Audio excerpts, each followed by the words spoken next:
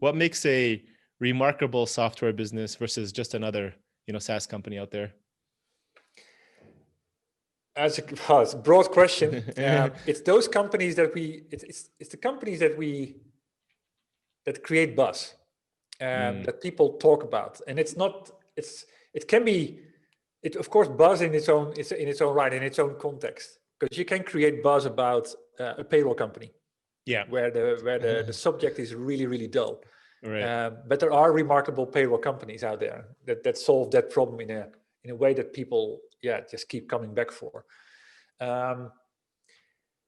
It's those companies that decide for themselves that they want to do things in a different way to stand out, that realize for themselves that they cannot please everybody, and therefore they don't, and they go deep and narrow, that create something that's desirable and really focus on value. And once they get that right, it's like moving it from there. They create a flywheel, create ambassadors, and keep moving that. They realize that it's that not everybody needs to know about them. It's the right people that need to know about them. And once you start on that particular premise, it's much easier to start talking the right language, to solve the right problems that are really highly valuable to solve, super critical to solve, and also where you can do that little extra to create something that people talk about, and that can be a small feature at the end. Right. So even if you're a payroll company, perceived as dull, hard to create buzz, I think basically we're saying any basically SaaS company can still achieve remarkable status. Yeah. Exactly. You don't have to be. People always think about the only companies we talk about are the ones that are really, really the big ones and that are transformative in at a global space. Right. We all know the names, the Ubers, the Airbnbs, the Googles, of course, of the world, and in the past the Salesforces. Exactly. Yes, for some really that takes off, but they all started small as well. That's true. We usually forget that, right? We all see the end effect and the end result, but we don't see the grind and the beginning. Exactly. So let's talk a little bit. Your book, The Remarkable Effect. You describe the 10 common trait framework, what makes a remarkable SaaS business, and you divide those 10 traits into 3 segments or levers, which you call the value lever, the viability lever, and then the volume lever, right? Can you speak more of each of those 3? And if I'm a SaaS company, I'm a CEO, how can I look internally into my business and making sure I'm leveraging, each of those kind of levers properly? And maybe if you can share an example of each. Okay. Well, first of all, if you want to understand how you're doing, ranking wise, just do the remarkable index. That's an assessment that I have on my website. So it's 30 questions, 3 questions per trait, and it's those questions that really get you to out of your comfort zone. It's those questions that that you rarely ask yourself, and you actually should do that. Because that reveals, it opens your eyes and you know where you stand. So the value lever first. The value lever for me is the foundation. It's all about the segmentation and the positioning and creating your value prop. That's the foundation of everything. And the reason why that's first is because it defines all the things that come after that. The moment you've got it 100% clear about who you're for and who you're not for, that's a very important thing. You can start to kind of carve out something whereby you can be remarkable.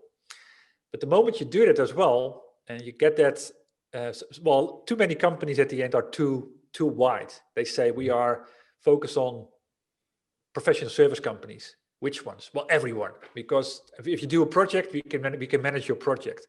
Well, then of course that's a wide open space, and that actually also means that you attract the right customers.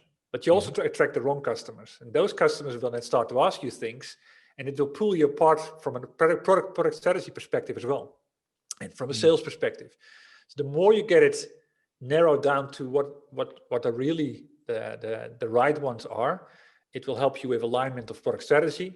And that will allow you to be far more precise and more curious about what's really happening there, to stay on top of things. It will help you to become more resourceful and focus on the short term, but also keep focusing on the long term, the things that are happening there. Okay. It will actually help you to focus and create more customers turn into fans. And that actually, of course, is also like helping you with your flywheel for then the last lever, which I call the volume lever. The one in the middle is the viability lever. The volume lever is all about like then creating the growth.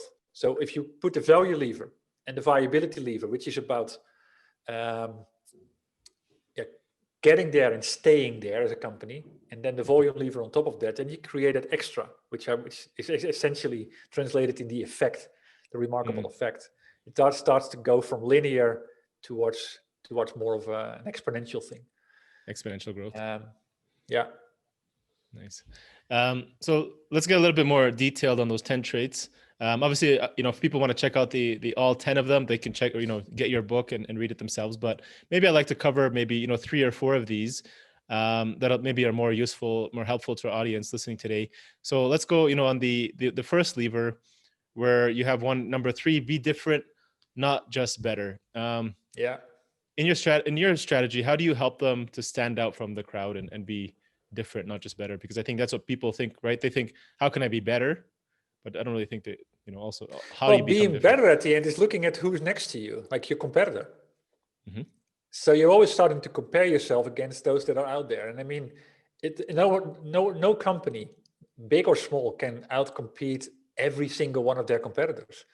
It's impossible. So I mean, I wouldn't say don't focus on what your competitors are doing, but don't let yourself be led by them. Mm-hmm. So what I also see is that too many companies want to fit, or sort of by nature fit in with all what the others are doing. They have the same messaging. If you replace the logos, it's very often super hard to understand who they are, because it's also similar. It's the moment you focus on your ideal customers, the ones that you deliver that exponential value to them, then you can become super specific about what their problems really are compared to the others in that maybe that same vertical. That's where you can create something that's valuable and desirable, and you can start to do that in a way that's where those companies will say, hey, wait a minute, this is something different. I'm not saying that different needs to be like shouting branding, or it needs to be, of course, credible. It needs to be highly concrete, and it needs to do things in a way that it's where people say, you build trust, and I trust this is what I want to have. And so when people think of better, when they think of better, they think, okay, I have to have better features, I have to have better pricing, and I have to have a better, maybe service. Was there anything else you can do other than that and to be different? Yeah, I mean, positioning wise, they can be highly different. It's all about how you get things across, and how you do that in a way that will stand out from what the norm is. And that's, of course, something that's different in every vertical market because of the standards that are there. That's also the interesting part about the remarkable effect.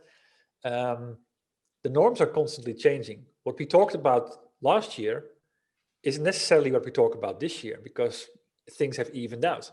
So now that we have to set the next bar. That's why I've got these 3 levers. The moment you got your value lever defined, and then your viability lever. With your viability lever, it's your ability to step up constantly. To constantly see and be one step ahead of what your customers really are out for, and offer them that. And that's also about being different. It comes down to really nailing it, to talking in a way that's whereby your customers see you get me. And that goes down to the other end of the traits, which is one of the ones that I always really like, is that remarkable software companies surprise and hit the right nerve. It's especially in that area where you can create something that is perceived as different as well. Because where everybody is really vague on messaging, you can be very specific and just hit the right nerve for them. where a lot of companies think that they have to kind of prove everything with facts, like we are, and talk about themselves like they are the leader and the best and the biggest and the number one. And you can focus and being different by focusing on showing empathy, because you really understand your audience.